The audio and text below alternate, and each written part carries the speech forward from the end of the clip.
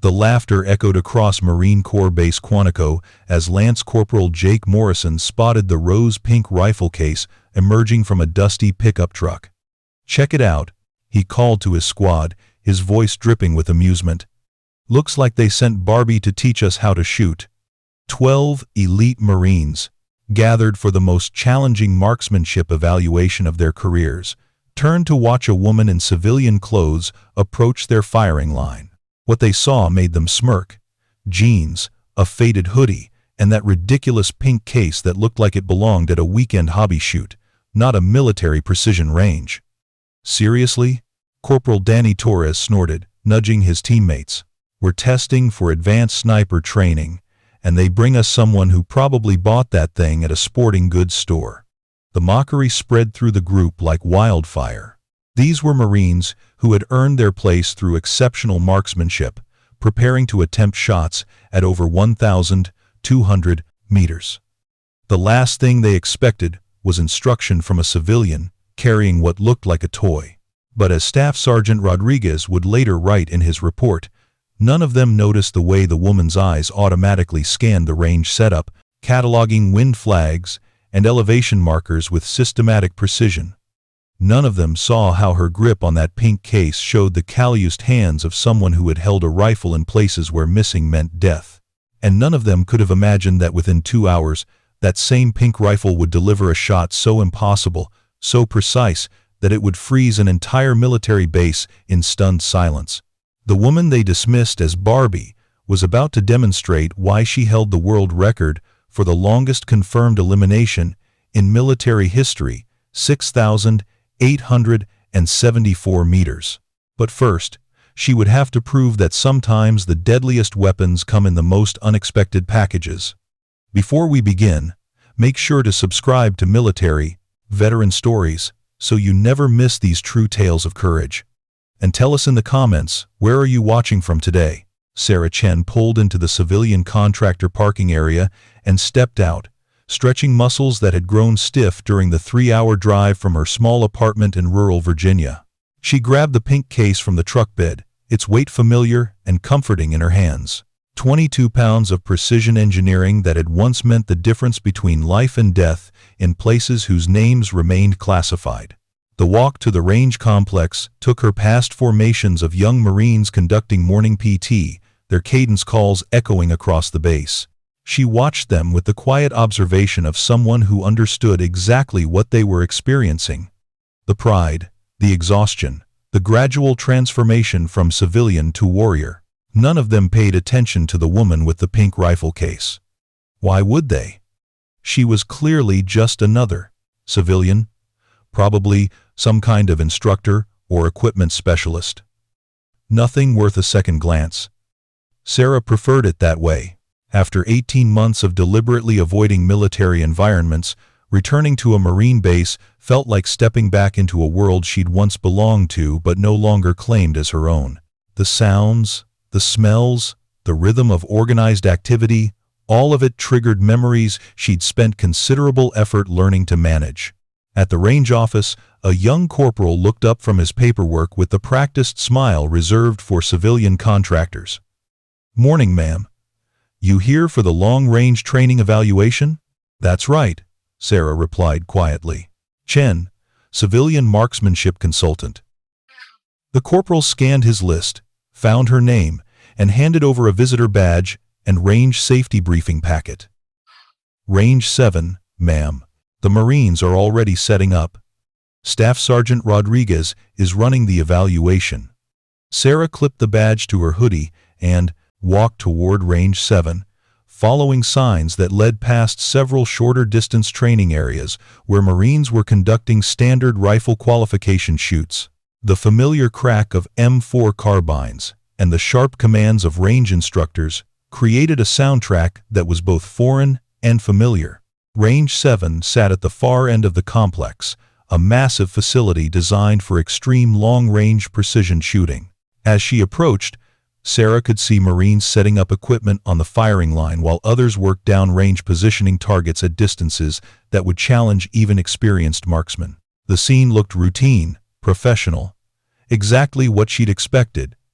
What she hadn't expected was the conversation she overheard as she got closer to the group.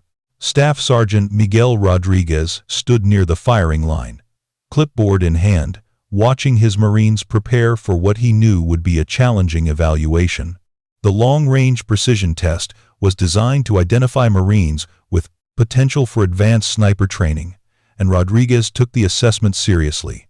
The Corps was always looking for exceptional marksmen, and today's candidates represented some of the best shooters from infantry units across the eastern seaboard. "Listen up," Rodriguez called to the assembled Marines. "Today we're testing precision shooting at extended ranges.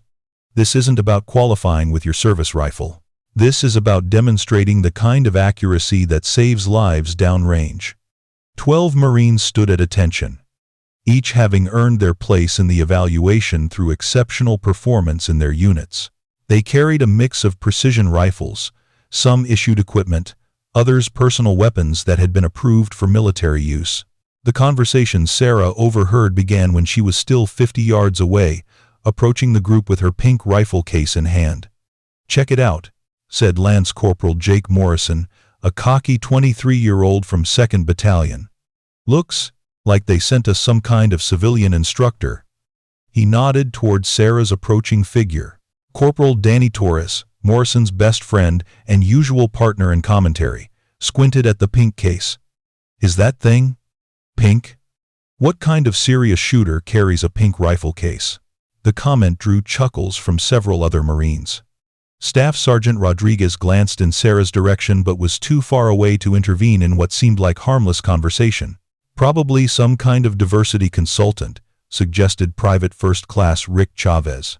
"You know how the Corps is always bringing in civilians to teach us about sensitivity and stuff." Lance Corporal Wilson, the youngest of the group at 19, seemed less comfortable with the commentary. "Maybe we should wait and see what she's actually here for before making jokes." But Morrison was just getting started. "Look, Wilson, I'm not trying to be mean, but serious precision shooting isn't a game. We're Marines. We train with serious equipment for serious situations. That pink case looks like something you'd buy at a sporting goods store for weekend target practice." The group's attention focused more intently on Sarah as she drew closer. Her civilian clothes, casual demeanor, and especially that distinctive pink rifle case made her stand out dramatically among the military precision of the range environment. Torres grinned. $10 says it's some kind of custom hunting rifle. Probably shoots 243 or something designed for deer hunting. Or maybe it's one of those tactical rifles that's been painted to look pretty," Chavez added. Tada, pretty dough. You know, for people who want to look like shooters without actually being shooters."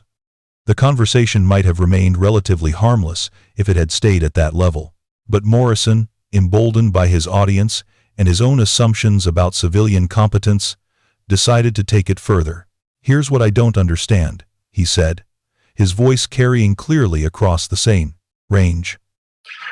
"Why would they bring in some civilian to evaluate Marine marksmen? What could someone with a pink rifle possibly teach us about precision shooting?" Staff Sergeant Rodriguez was beginning to pick up on the tenor of the conversation, but before he could intervene, Morrison delivered the comment that would define everything that followed. "I mean, if you're going to carry a pink rifle, you should probably stick to the civilian ranges where people might think that's cute.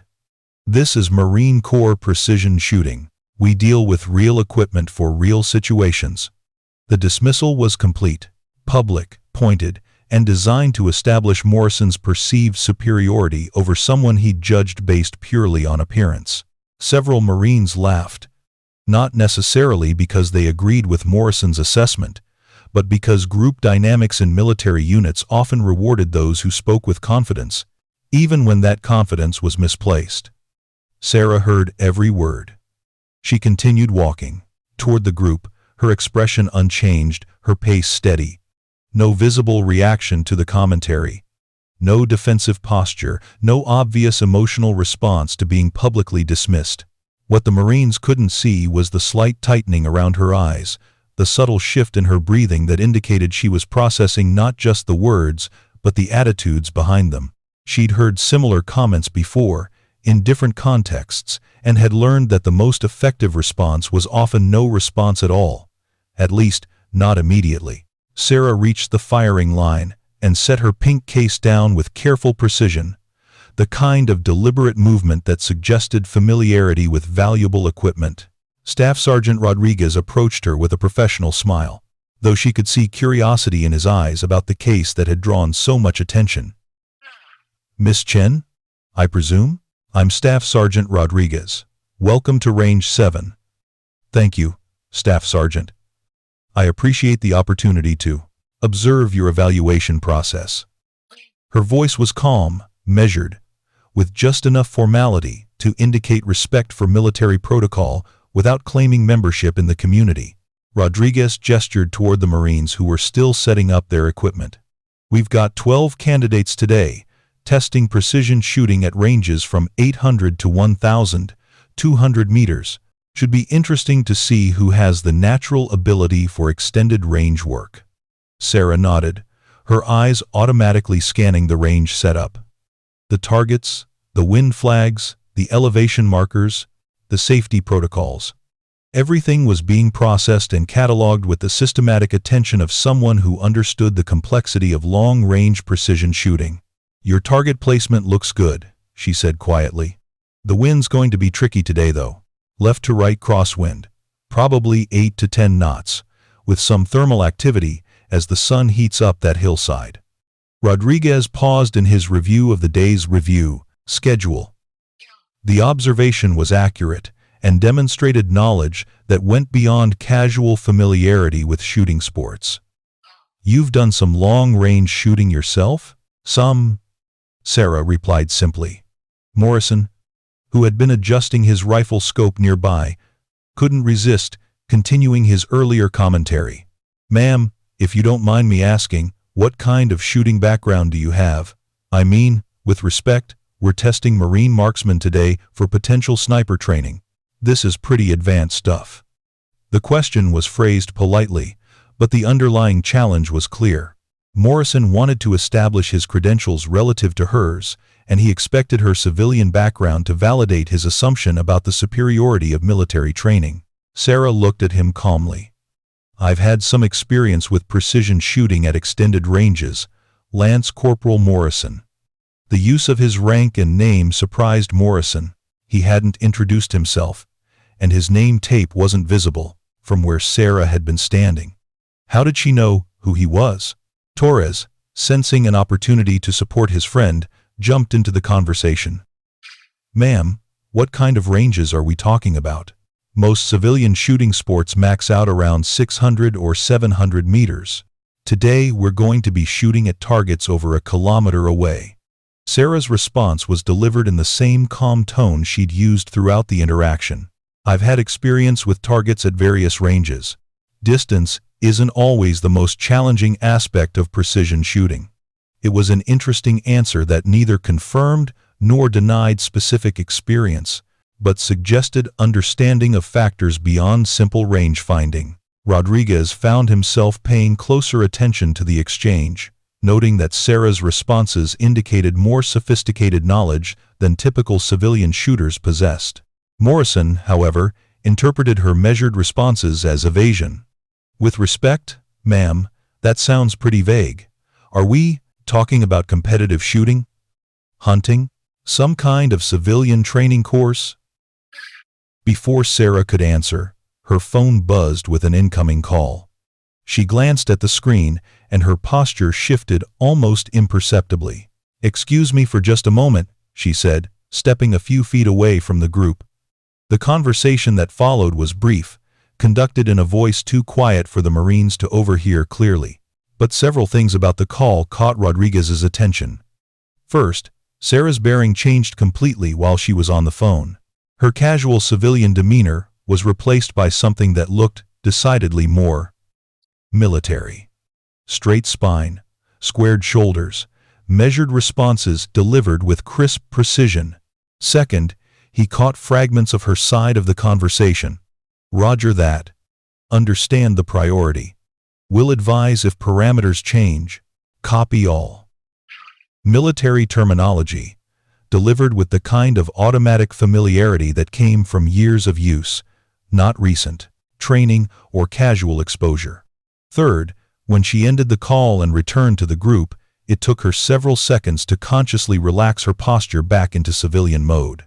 The transition was subtle but visible to someone who knew what to look for. Torres had noticed the same thing. "Ma'am, you sounded pretty military on that call. You prior service or something?"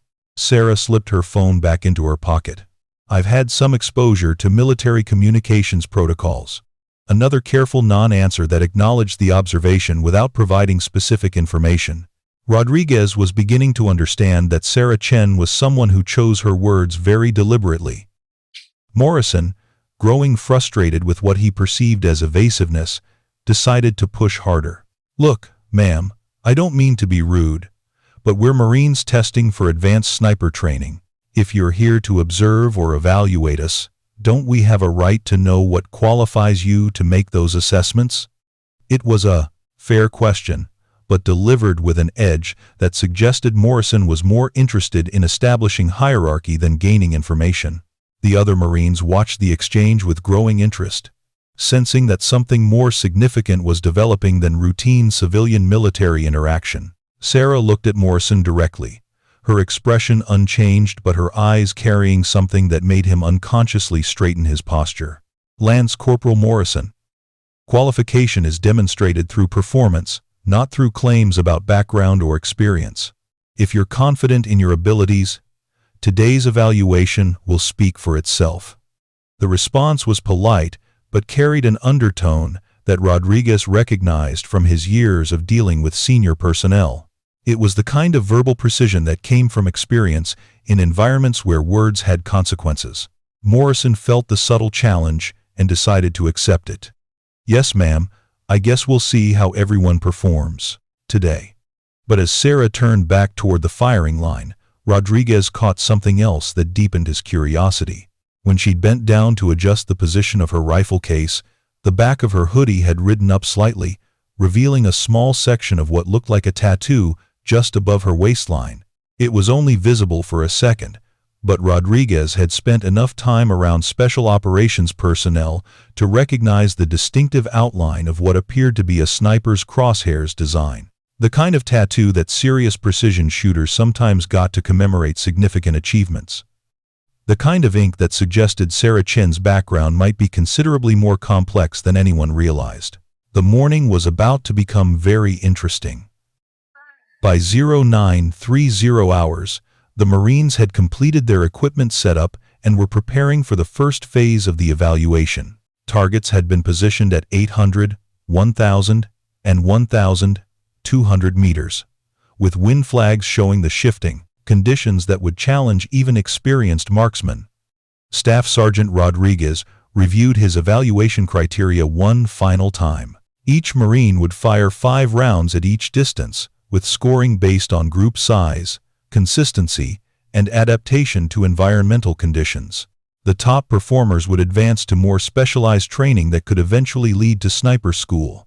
Sarah had positioned herself at the observation area, her pink rifle case still unopened beside her. She watched the Marines conduct final equipment checks with the careful attention of someone who understood the importance of proper preparation. Morrison was first up, carrying a customized M40A6 that he'd spent considerable time and money modifying. His confidence was visible as he settled into position at the 800-meter line.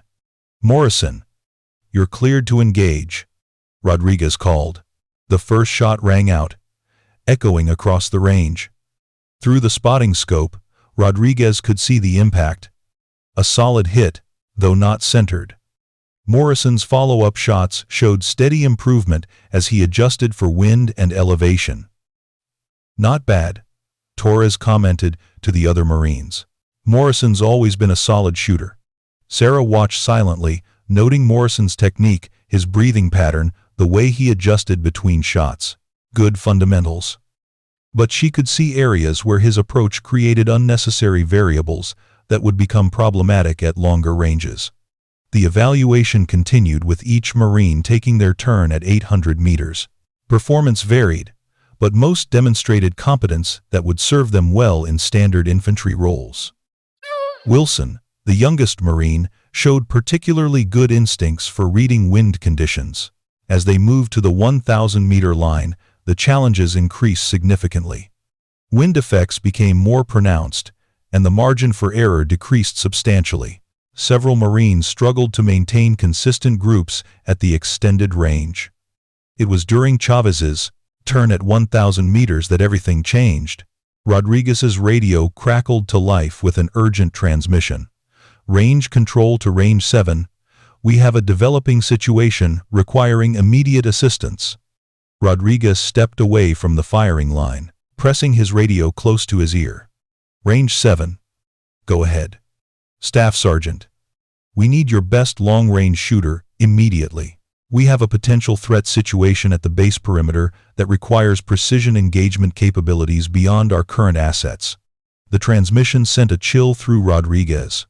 Base security situations requiring sniper support were rare, but when they occurred, they were serious. Range control. What's the nature of the threat? Hostile individual with a rifle positioned approximately 5,200 meters from critical base infrastructure. Local law enforcement and base security have the area contained, but the target is beyond effective range of our standard equipment. We need someone who can make an extremely long-range, precision shot. Rodriguez felt his stomach drop. 5,200 meters. Over 3 miles.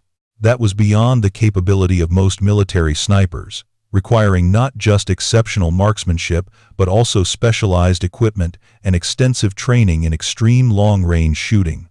He looked at his Marines, all of whom had stopped their evaluation to listen to the radio traffic. Even Morrison, despite his confidence, had never attempted a shot beyond 1,500 meters.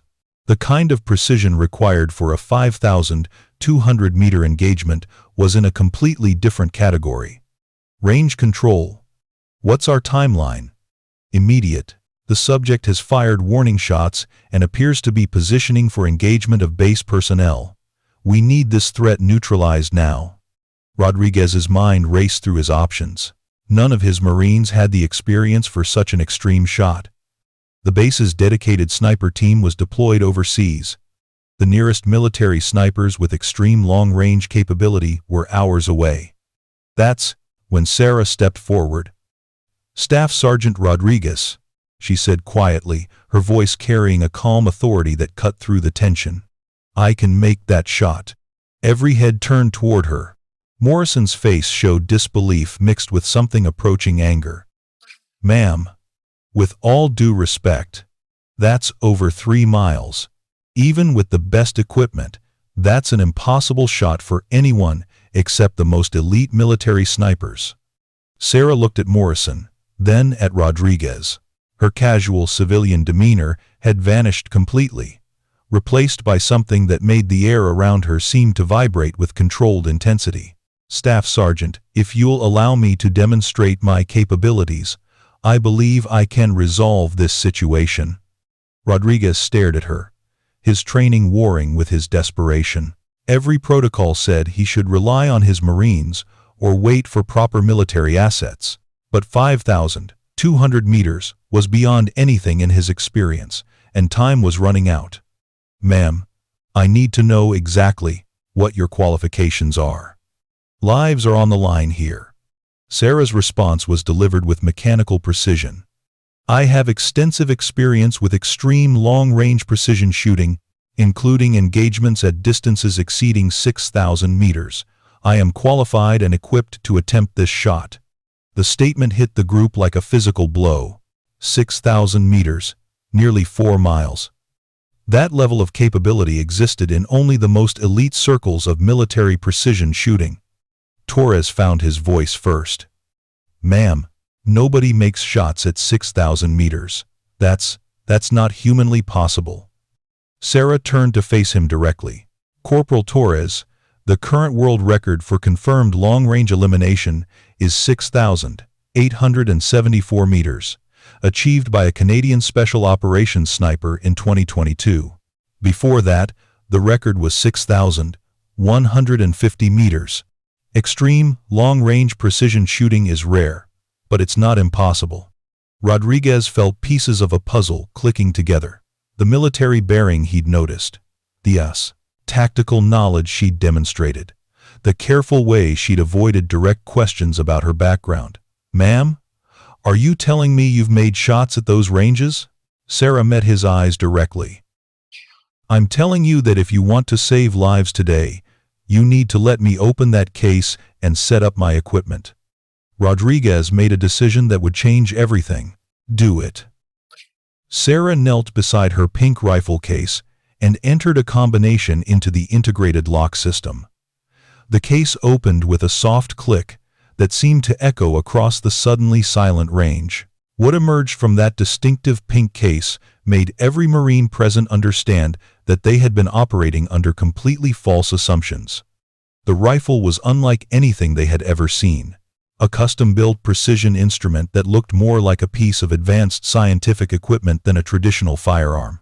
The barrel alone was nearly 4 feet long, machined from a single piece of steel to tolerances that required specialized equipment to achieve. The scope mounted on top was massive, a precision optic that cost more than most people's cars. The stock was adjustable in a dozen different ways, designed to accommodate shooting positions and conditions that most marksmen would never encounter. But it was the details that revealed the true nature of the weapon. Custom turrets engraved with ballistic data for multiple cartridge types. A muzzle brake designed for recoil management at power levels far beyond standard hunting rifles. Specialized bipod legs that could be adjusted for precise angle and height corrections. Morrison stared at the rifle with growing comprehension and dawning horror.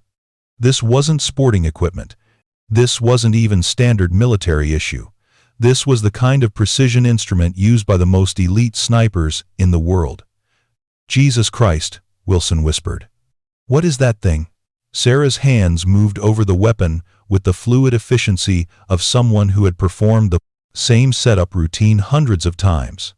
Every adjustment was automatic. Every movement precise and purposeful. "Custom. 338 Lapua Magnum," she said without looking up. "Barrel length 30 inches, hand-loaded ammunition, Schmidt & Bender 5-45x56 optic with custom turrets calibrated for extreme range applications." She pulled a small electronic device from the case and began taking environmental readings. Current conditions. Temperature 72 degrees Fahrenheit. Barometric pressure 30.15 inches. Humidity 45%. Wind speed variable. 8 to 12 knots left to right. Rodriguez watched her work with growing amazement. Every movement, every piece of equipment, every measurement was conducted with professional precision that spoke of extensive training and experience. Torres leaned toward Morrison. "Dude, nobody just happens to own equipment like that. That rifle probably costs more than my car." Morrison was beginning to understand that his earlier assumptions had been catastrophically wrong.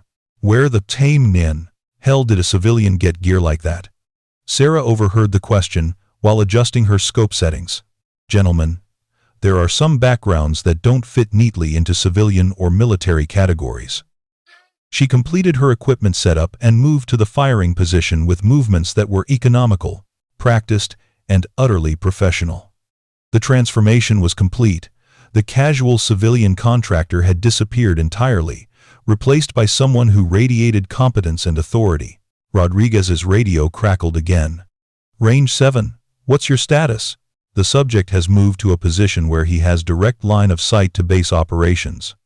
"Range control. We have a shooter preparing to engage. Stand by for assessment."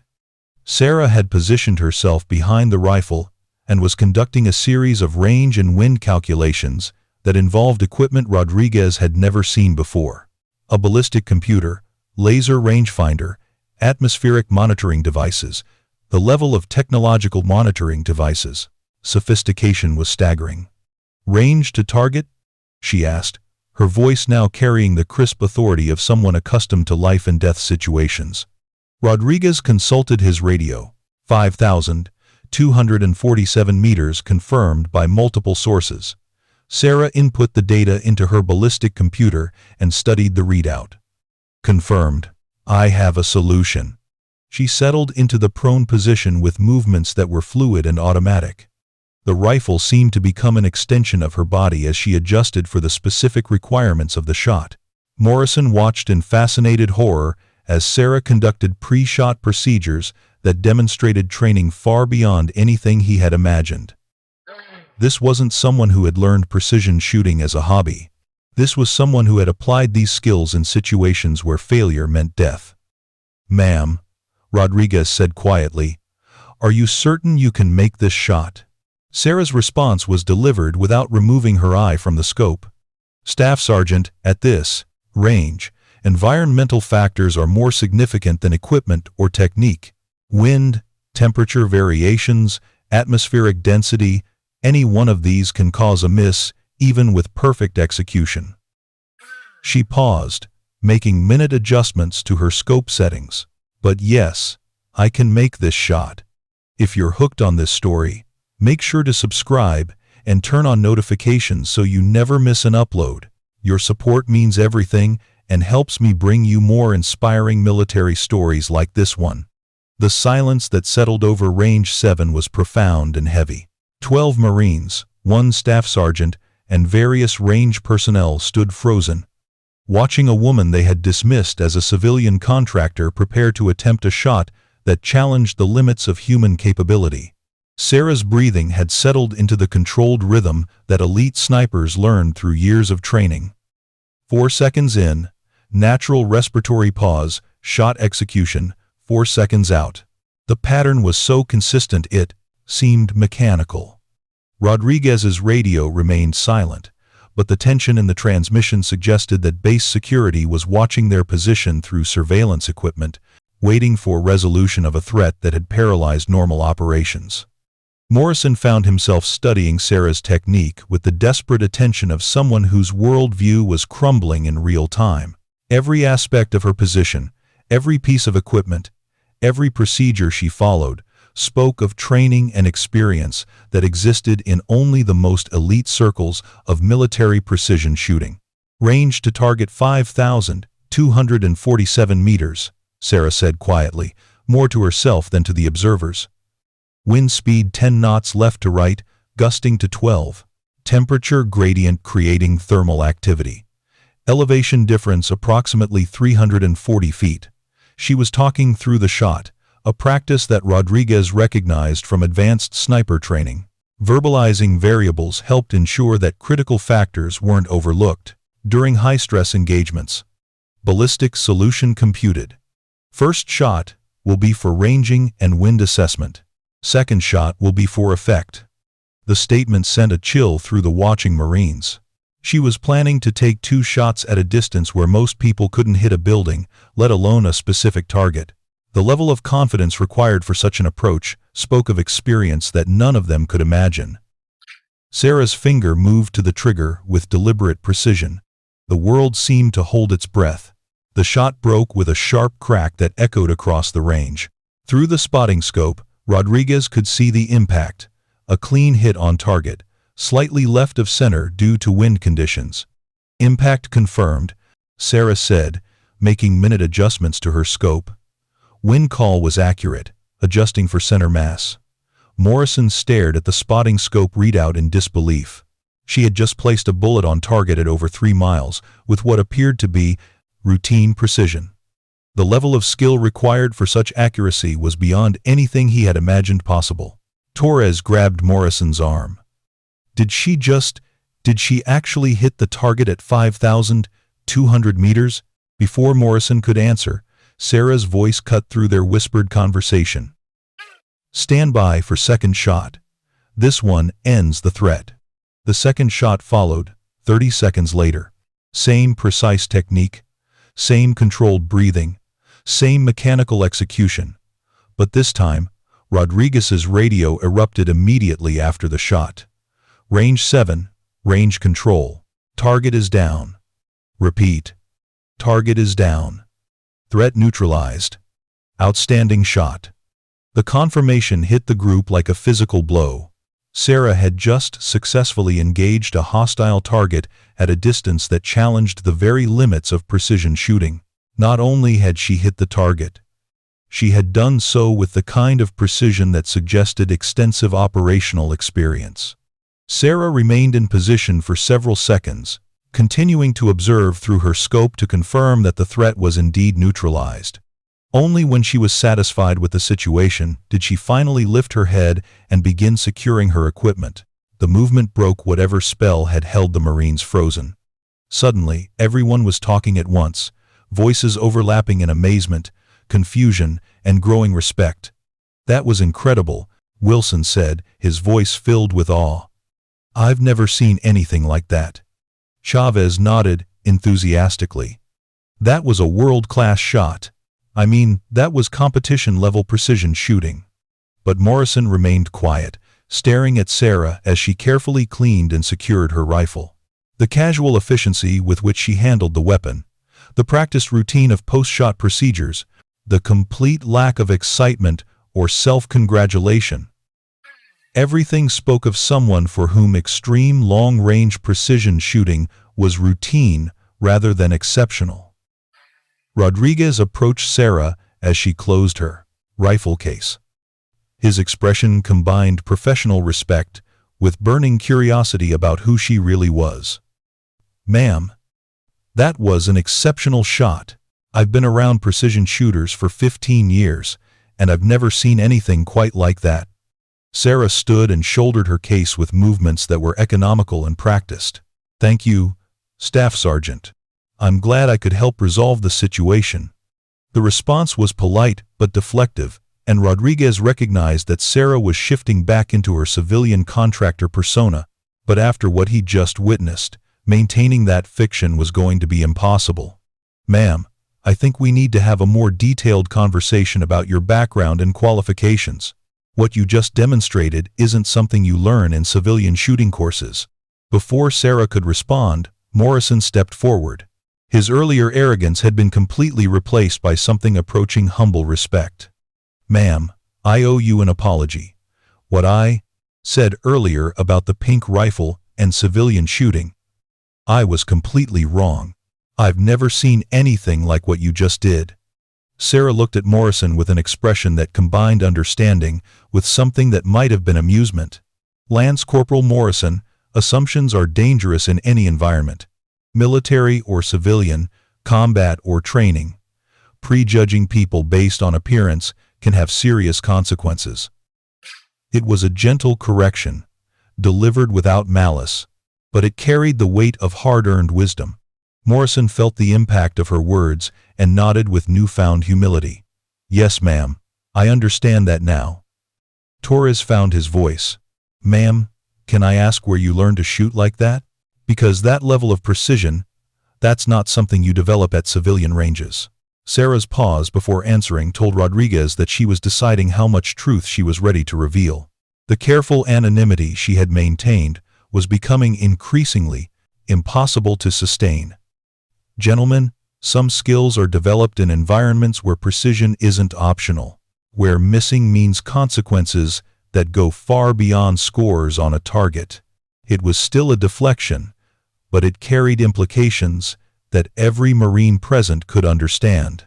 The suggestion of operational experience, of life and death situations where extreme accuracy was a survival skill rather than a competitive advantage. Rodriguez made a decision that would accelerate everything that followed. "Ma'am, I'm going to need to file a report on today's incident. That report is going to include details about the shot you made and the capabilities you demonstrated. I suspect that's going to generate some very interesting questions from higher command." Sarah met his eyes directly, and for a moment, Rodriguez saw past the careful civilian facade to something deeper underneath. Recognition, perhaps, or maybe resignation that her anonymity was ending. "I understand, Staff Sergeant. Some conversations are inevitable." The morning had started as a routine marksmanship evaluation. It was ending with the recognition that they had all witnessed something extraordinary, performed by someone whose true identity and background remained a mystery that was about to be unraveled by forces beyond any of their control. Within an hour of the successful engagement, word had spread through Marine Corps Base Quantico with the speed that only military communities could achieve. A civilian contractor had made a 5,200-meter precision shot that neutralized a hostile threat, demonstrating capabilities that existed in only the most elite circles of military precision shooting. The story grew in the telling, details becoming more extraordinary with each retelling, but the core facts remained consistent and undeniable. Someone carrying a pink rifle case had just performed one of the longest confirmed precision shots in military history.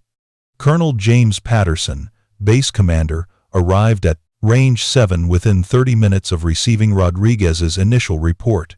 A career infantry officer with 2 combat deployments, Patterson had worked with enough special operations personnel to recognize exceptional capability when he saw it. Sarah was sitting quietly on a bench near the observation area when Patterson approached, her pink rifle case beside her, looking for all the world like any other civilian contractor finishing up a routine assignment. But the Marine officers accompanying the colonel created an atmosphere of significance that made her civilian facade increasingly difficult to maintain. "Miss Chen," Patterson said, his tone carrying the measured respect that senior officers used when dealing with unknown but potentially significant personnel.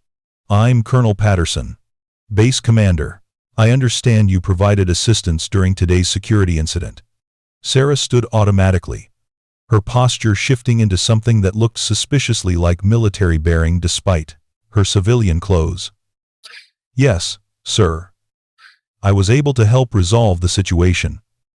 Patterson studied her carefully, noting details that a casual observer might miss, the way she stood at a modified position of attention, the automatic use of "sir" without hesitation, the calm competence that radiated from someone accustomed to dealing with senior military leadership. "Miss Chen, Staff Sergeant Rodriguez informs me that you engaged a hostile target at 5,247 meters and achieved successful neutralization with 2 shots. Those are exceptional results under any circumstances." "Thank you, sir. I was glad I could help." Another carefully neutral response. But Patterson had spent enough time around special operations personnel to recognize the pattern. Sarah was giving him just enough information to be polite, while avoiding any details that might reveal more than she was ready to share. Rodriguez approached the group, carrying a folder containing his preliminary report. "Sir, I've documented the basic facts of the engagement. Miss Chen's performance was unprecedented in my experience." Patterson took the report and scanned the key details. Range to target, environmental conditions, equipment used, results achieved.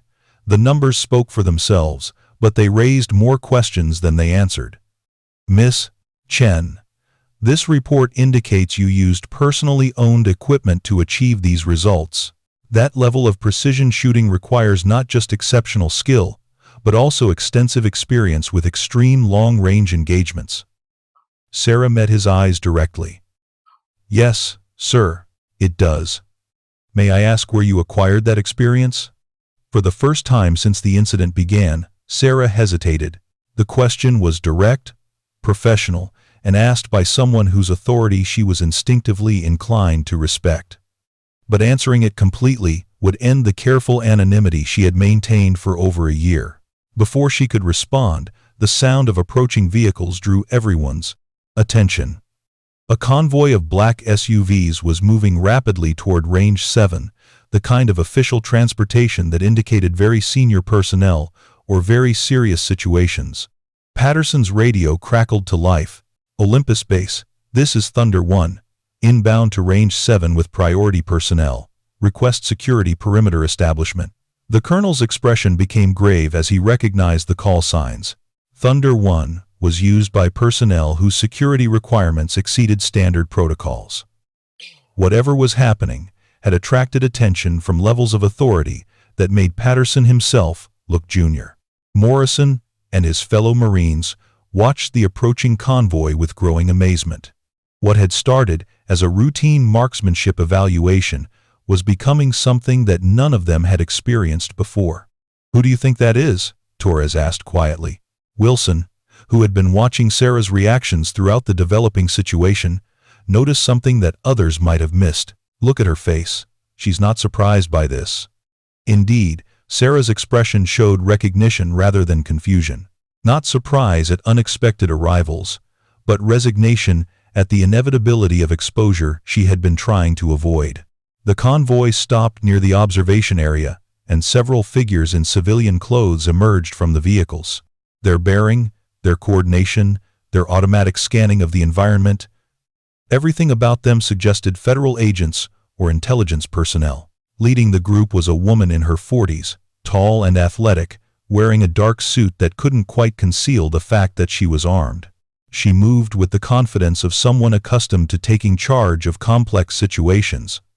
"Colonel Patterson," she said, approaching the group with purposeful strides. "I'm Agent Rebecca Martinez, Naval Criminal Investigative Service. We need to speak with Miss Chen immediately." Patterson felt the situation shifting beyond his control. NCIS involvement suggested that Sarah's background included elements that required federal investigation or protection. "Agent Martinez, Miss Chen was providing assistance during a base security incident. Is there a problem?" Martinez looked directly at Sarah, her expression combining professional assessment with what might have been concern. "There's no problem, Colonel. But Miss Chen's involvement in today's incident has raised some questions that require immediate clarification." Sarah stood quietly, watching the federal agents with the calm attention of someone who had expected this moment to arrive eventually. Her carefully constructed civilian identity was about to be examined by people who had the resources and authority to uncover whatever truth she had been protecting. "Agent Martinez," Sarah said, her voice carrying a note of familiarity that surprised the watching Marines. "I assume my employment records have been reviewed?" "Among other things," Martinez replied. "Miss Chen, we need to discuss your background and the capabilities you demonstrated today. Some very interesting questions have been raised about your previous service record." Morrison felt the conversation moving beyond anything he could understand. Previous service record?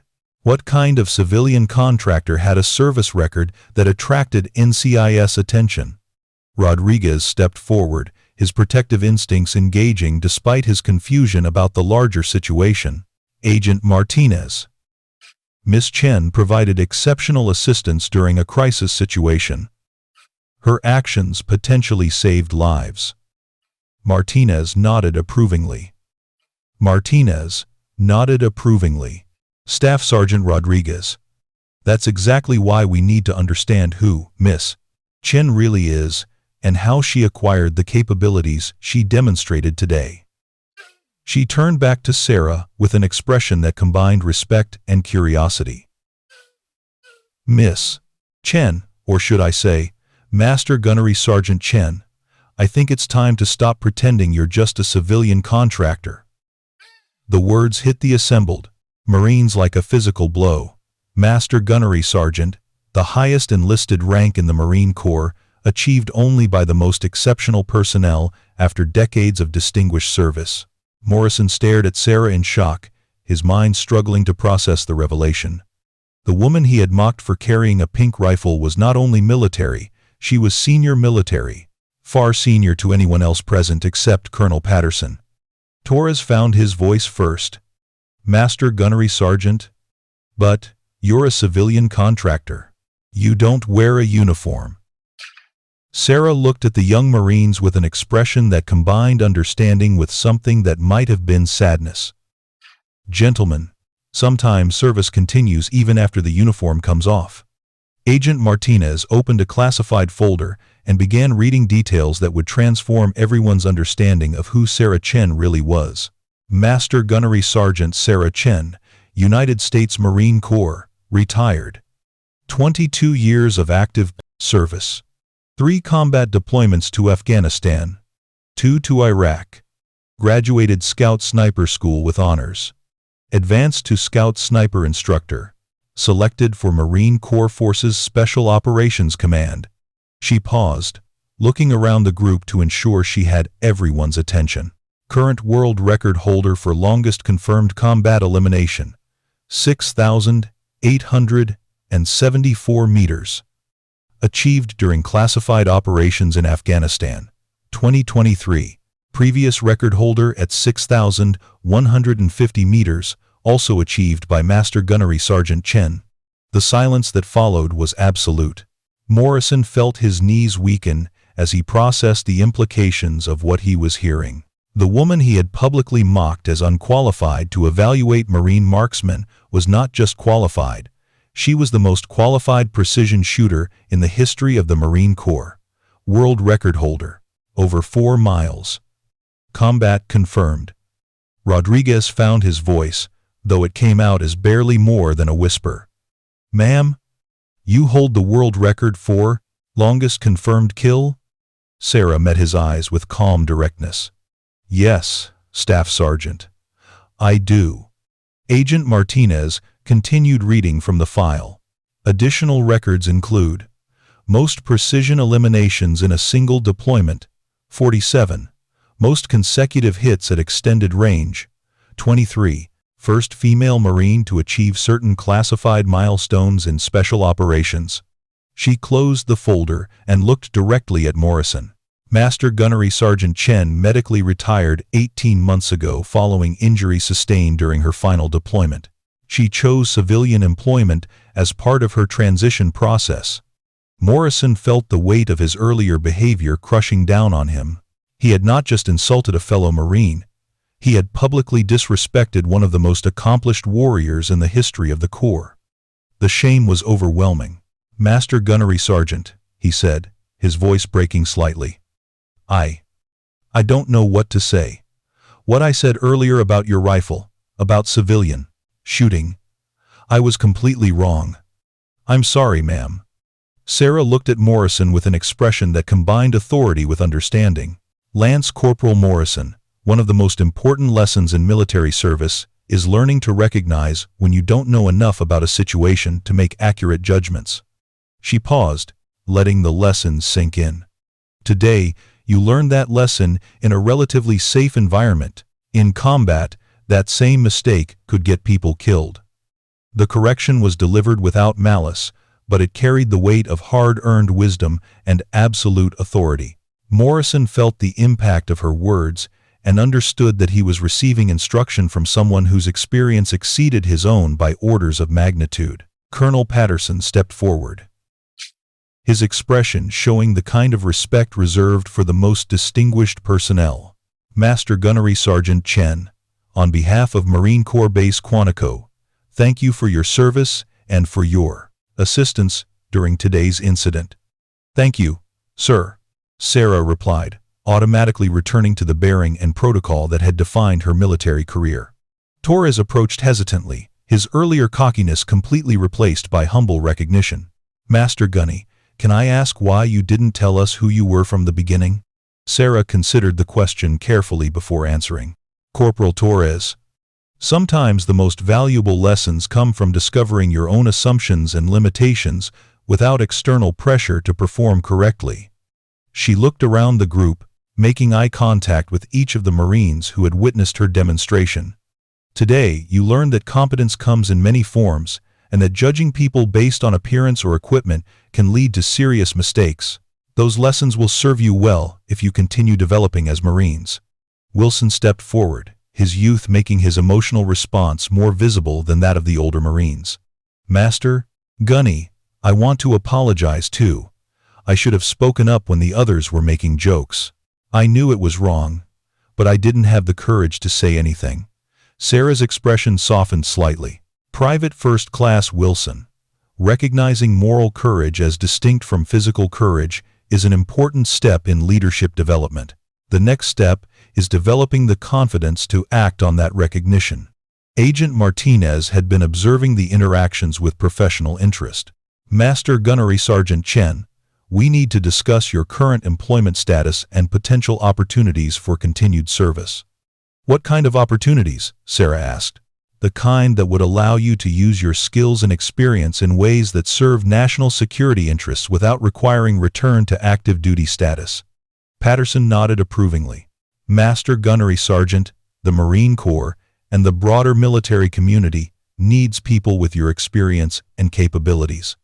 There are many ways to continue serving. Rodriguez stepped forward with obvious respect. Ma'am, would you be willing to provide training to our personnel? What we witnessed today, that level of precision and professionalism, that's something our Marines need to learn. Sarah looked around the group, noting the genuine respect and eagerness in their faces. The careful anonymity that had protected her during the transition from military to civilian life was gone, but in its place was something she hadn't expected, an opportunity to continue contributing in ways that honored her experience while allowing her to maintain the stability she needed. Staff Sergeant Rodriguez, I'd be honored to share my experience with Marines who are serious about developing their capabilities. 6 months later, Marine Corps Base Quantico looked much the same as it always had, but the precision marksmanship program had been transformed by the presence of someone whose experience bridged the gap between theoretical knowledge and operational reality. Master Gunnery Sergeant Sarah Chen had accepted a position as civilian instructor, specializing in extreme long-range precision shooting. Her courses were among the most sought-after training opportunities in the Marine Corps, drawing students from across the service who wanted to learn from the world's most accomplished precision shooter. The pink rifle case had become legendary throughout the military marksmanship community. What had once seemed like an odd choice for serious equipment was now recognized as the signature of someone confident enough in her capabilities to ignore conventional expectations about professional appearance. Morrison had completed advanced sniper training and was preparing for deployment with a reconnaissance unit. His performance throughout the course had been exceptional, driven by lessons learned during that morning at Range 7, when his assumptions had been so thoroughly demolished. He approached Sarah after a particularly challenging long-range exercise, his demeanor showing the maturity that had developed through months of serious training. Master Gunny, I wanted to thank you again for what you taught me that first day. Not just about shooting, but about judgment and assumptions. Sarah smiled, the expression reflecting satisfaction with his growth. Lance Corporal Morrison. The best students are those who can learn from their mistakes and grow beyond their initial limitations. Ma'am, can I ask you something about that day? Why did you choose to keep your rifle case pink? I mean, now that I understand who you are, it seems like you could have avoided all the commentary by using more conventional equipment. Sarah's answer reflected wisdom earned through years of experience in environments where being underestimated could provide tactical advantages. Lance Corporal Morrison, there are situations where being underestimated by potential threats can be strategically valuable. And there being screwment are other situations where understanding people's reactions to unexpected presentations can teach important lessons about judgment and prejudice. Morrison nodded thoughtfully. So the pink case wasn't just personal preference. It was a teaching tool. Sometimes the most valuable lessons come from discovering our own biases in safe environments where the cost of being wrong is embarrassment rather than casualties. Torres had also excelled in advanced training and was preparing for Scout Sniper School. His approach to learning had been transformed by witnessing Sarah's demonstration of how much he didn't know about precision shooting. Master Gunny, he said during a break in training, I've been thinking about what happened that day when you made the 5,200-meter shot. How do you prepare mentally for that kind of pressure? Sarah's response reflected the psychological training that had enabled her to perform under conditions where failure meant death. Corporal Torres, extreme. Precision shooting is as much about mental discipline as technical skill. You have to learn to control your heart rate, your breathing, your emotional responses to pressure. She gestured toward the range where Marines were conducting training exercises. But more importantly, you have to develop the kind of confidence that comes from extensive practice and preparation. You can't make shots like that by hoping for the best. Wilson had developed into one of the most promising young Marines in the program, his natural ability enhanced by instruction from someone who had applied these skills in the most demanding environments imaginable. Master Gunny, he asked during individual coaching, when you held those world records for longest confirmed eliminations, How did you deal with the responsibility of knowing that your decisions meant life or death for other people? Sarah paused in her review of his shooting data, recognizing the depth of his question and the maturity it represented. Private First Class Wilson, that responsibility never gets easy, but it gets manageable when you understand that your training, your preparation, and your commitment to your teammates are what enable you to make the right decisions under pressure. She looked at him directly. The goal is never to enjoy taking life. The goal is to be so well prepared that when you have to make those decisions, you can do so with confidence that you're protecting the people who depend on you. Colonel Patterson had become one of Sarah's strongest advocates, regularly sending reports to higher headquarters about the improvements in marksmanship training and overall readiness that resulted from her instruction. Master Gunnery Sergeant Chen, he said during a quarterly review meeting, your program has produced measurable improvements in every metric we track. Accuracy scores, stress response, tactical thinking, everything has improved significantly. Thank you, sir. The Marines here are exceptional. Students. They just needed instruction that connected theoretical knowledge to practical application. The Corps is talking about expanding your program to other bases. Would you be interested in developing curriculum that could be implemented throughout the service? Sarah considered the opportunity carefully. The prospect of influencing Marine Corps marksmanship training at the institutional level was appealing, but it would require her to step even further away from the quiet anonymity she had initially sought. Sir, if the Corps believes that my experience can contribute to overall readiness and effectiveness, I'm willing to take on additional responsibilities. Agent Martinez had maintained regular contact with Sarah, ensuring that her transition back to active contribution proceeded smoothly while respecting her need for stability and healing.